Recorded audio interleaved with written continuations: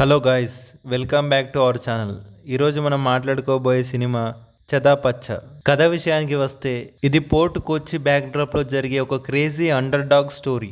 మన హీరోలు ఒక మిస్ఫిట్స్, అంటే దేనికి పనికిరారు అని ఊర్లో అందరూ తిట్టుకునే బ్యాచ్ అన్నమాట. వీళ్ళకి ఒకటే గోల్, ఎలాగైనా ఫేమస్ అవ్వాలి. అందుకోసం వీళ్ళు ఒక రెజ్లింగ్ క్లబ్ను స్టార్ట్ చేస్తారు. వీళ్ళకి రెజ్లింగ్ రాదు, కానీ డైలాగులు మాత్రం ఒక రేంజ్లో ఉంటాయి.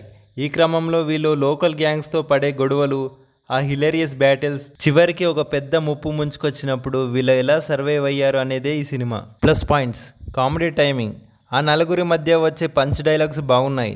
చెదాపచ్చ స్లాంగ్ బాగుంది. యాక్షన్ విత్ హార్ట్, ఫైట్స్ కేవలం కొట్టుకోవడమే కాదు, ఇందులో ఒక ఎమోషన్ ఉంది.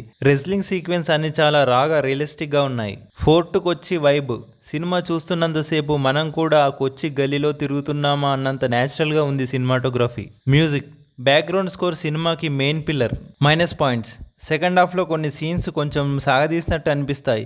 కథలో పెద్దగా లాజిక్లు వెతకకూడదు, జస్ట్ ఎంజాయ్ చేయాలంతే. సో ఫైనల్గా చెప్పాలంటే, మీరు ఒక మంచి యాక్షన్ కామెడీ కోసం చూస్తుంటే, ఫ్రెండ్స్తో కలిసి నవ్వుకోవాలనుకుంటే చెదాపచ్చ చూడొచ్చు. ఇది ఇవాల్టి రివ్యూ. మీరు ఈ సినిమా చూసారా? మీకు ఆ రెజ్లింగ్ గ్యాంగ్లో ఎవరు బాగా నచ్చారు? కింద కామెంట్లో చెప్పండి. వీడియో నచ్చితే లైక్ చేయండి, షేర్ చేయండి. మరిన్ని లేటెస్ట్ మూవీ అప్డేట్స్ కోసం మన ఛానల్ని సబ్స్క్రైబ్ చేయడం మర్చిపోకండి. జై హింద్.